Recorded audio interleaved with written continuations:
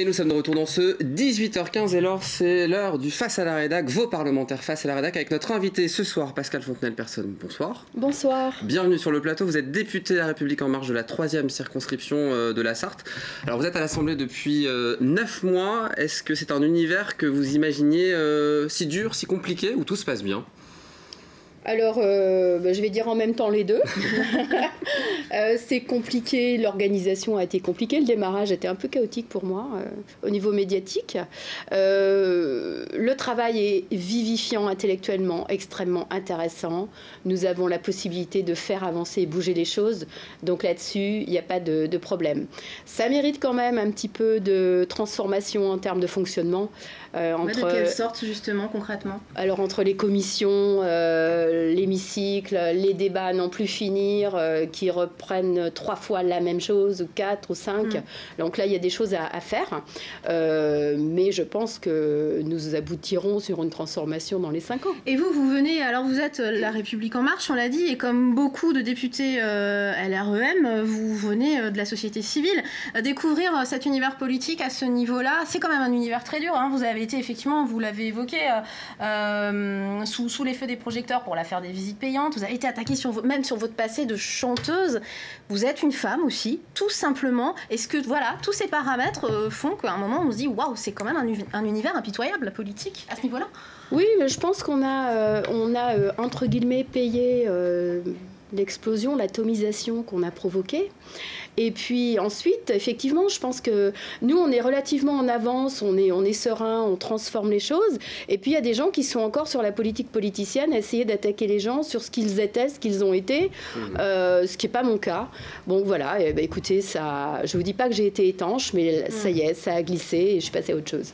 On va voir quelques images de la manifestation qui a eu lieu le 16 mars dernier devant la préfecture lors de la visite en Sarthe du Premier ministre Édouard Philippe. Oui, et vous êtes allé avec Damien Pichereau, autre député La République En Marche, à la rencontre des manifestants avant de rencontrer le Premier ministre en préfecture. Je vous propose d'écouter une courte séquence plutôt musclée entre vous et des syndicalistes. Est-ce que je peux parler? Oui, l'ISF, parlez-nous de l'ISF. Je voudrais juste venir. L'ISF, vous trouvez que c'est une bonne mesure, ça? C'est une mesure juste?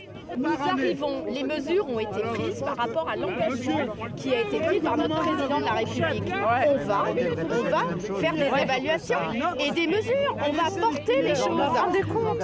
Mais non, je ne serai pas contre. Moi, je veux que le travail paye en France. Comment vous avez vécu cette séquence ?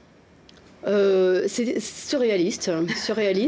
Moi, c'est vrai que j'aime aller au contact des gens. Je suis une citoyenne, je vais voir les citoyens heureux, moins heureux, malheureux. Après, je connaissais beaucoup des syndicalistes dans ma vie d'avant. J'étais un peu choquée. Et puis j'ai tendance à vous dire, et là je vais être très cash, c'est que moi, si je me suis engagée là, c'est parce que je trouve qu'on a un échec depuis 30 ans de ce syndicalisme-là. C'est pour ça que je me suis retrouvée face à eux. Donc c'est pour ça que je suis allée les voir.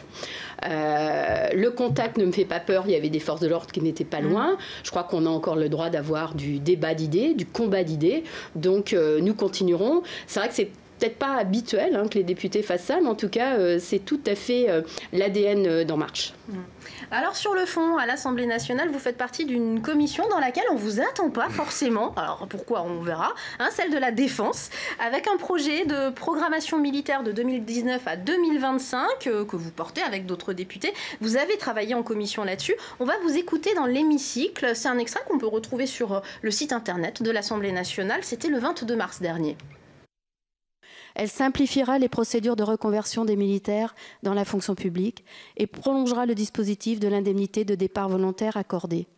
Elle donnera plus de souplesse à ces dispositifs, garantiront aux militaires plus de sécurité professionnelle et plus de visibilité aux employeurs.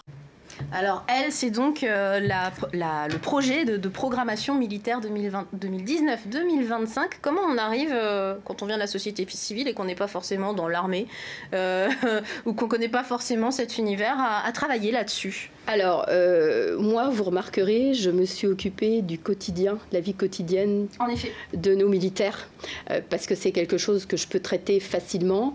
Et je me suis beaucoup intéressée, puisque j'étais chef d'entreprise, à leur reconversion en fait, professionnelle. Et je soutenais l'article 15 sur la possibilité de se reconvertir facilement dans la vie civile. notamment dans la fonction publique. Et aussi sur les facilités pour avoir leur solde, parce qu'on sait qu'il y a eu beaucoup d'affaires justement, notamment pour les marsouins en Sarthe, au 2e RIMA, qui n'étaient pas payés en temps et en heure, les familles qui se retrouvent dans des difficultés financières. Une lettre d'une mère de marsouins, de jeunes marsouins, adressée en août dernier au président de la République, qui se plaignait justement de la des toutes petites soldes, effectivement, et la difficulté à vivre au quotidien pour les militaires. Ça, ce sont des sujets concrets que vous abordez avec les militaires du 2e RIMA, par exemple, ou oui, pas forcément? d'ailleurs, suite à la loi de programmation, je les vois début avril pour passer une journée avec eux, et c'est des choses que j'ai abordées très largement, y compris avec les jeunes du Prytanée qui sont convaincus de leur futur, mais qui se posent des questions. Donc c'était la belle fenêtre pour pouvoir s'occuper de leur vie quotidienne, en tout cas. Autre sujet sur votre circonscription, Écomois, Sébastien Gouillet, le maire est votre suppléant à l'Assemblée. Absolument, et se pose depuis 20 ans la question des moyens pour sécuriser les gares, et notamment celle d'Écomois, où on a connu encore un accident tragique et le décès d'une jeune étudiante en février dernier. Vous avez pu interpeller le gouvernement sur ces questions. Est-ce que c'est en projet ? Oui, j'ai carrément rencontré Madame Borne, qui est tout à fait à l'écoute. De toute façon, tout ce qui est le ferroviaire aujourd'hui, la SNCF, la sécurité étant en cours, ça va faire partie d'un long processus, notamment de réhabilitation de nos gares. Mais vous avez vu le budget sur Écomois est hyper important, et pour l'instant la SNCF ne veut pas le prendre en charge. Donc ça va participer d'un gros débat entre eux et puis nous. Mais vous avez bon espoir, parce que ça fait des années en fait que ce débat est mis sur le tapis. Qui va payer Moi je dis que l'espoir fait vivre. Alors, moi je suis quelqu'un d'assez optimiste. Je vous dis pas du tout qu'on va réussir, mais j'ai bon espoir en tout cas de porter ça très fort, longtemps et loin. Autre sujet, les nuisances de la LGV évidemment. Oui, tous les députés et les élus de tous bords ont créé une association pour demander à Eiffage notamment de limiter la vitesse, donc les bruits des trains, notamment à des endroits comme Savigny-l'Évêque. On va voir les images, il y avait une manifestation il y a une semaine. Alors est-ce que ce dossier déjà avance à votre connaissance? Est-ce qu'on va plus loin? Vous, en tant que député d'ailleurs, vous êtes membre de cette nouvelle association d'élus. On est membre, il avance, on a déjeuné avec le Premier ministre, on a vraiment pu lui en parler très sereinement. Il n'est pas question qu'on lâche l'affaire. D'ailleurs, l'ensemble des députés, des sénateurs font tellement bloc qu'il nous a bien écoutés. Réduire la vitesse alors qu'on fait une LGV pour gagner de la vitesse, ça paraît ridicule, mais je dirais qu'entre la dégradation de la vie quotidienne des riverains et puis ça, je crois qu'il faut accepter parfois le ridicule qui ne tue pas. Donc moi, je vais pousser pour qu'il y ait au minimum, tant qu'il n'y a pas d'autre solution, une réduction de la vitesse des trains. Vous avez rencontré des riverains sur votre circonscription qui sont impactés? Non, pas encore. Ils sont plutôt allés voir Damien Pichereau qui est en charge de la mobilité et donc c'est plutôt lui qui les a reçus. Moi, je les verrai, mais dès que le dossier va commencer un petit peu à avancer.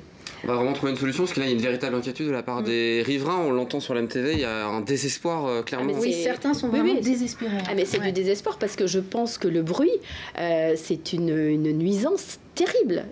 Psychologiquement, c'est l'agacement. Vous voyez bien les gens qui vivent à côté des aéroports. Enfin, je veux dire, on est dans le même désespoir que les gens qui vivent à côté des aéroports, qui ont grossi sans se préoccuper des décibels et du bruit. Maintenant, la LGV, je pense que ce dossier a quand même été un petit peu léger de la part des intervenants au niveau de la mesure du bruit il y a quelques années. Oui, alors ce qui est critiqué, c'est que Eiffage, lors des réunions de préparation avec les riverains, avait assuré que ça ne ferait pas plus de bruit qu'une machine à laver. Or, on constate qu'effectivement, ça ressemble à un avion, carrément un avion à réaction. Ouais. Un dernier mot là-dessus, c'est une association d'élus, de députés, de parlementaires qui se créent, qui font bloc, quelle que soit leur couleur politique. C'est un peu du jamais vu en Sarthe.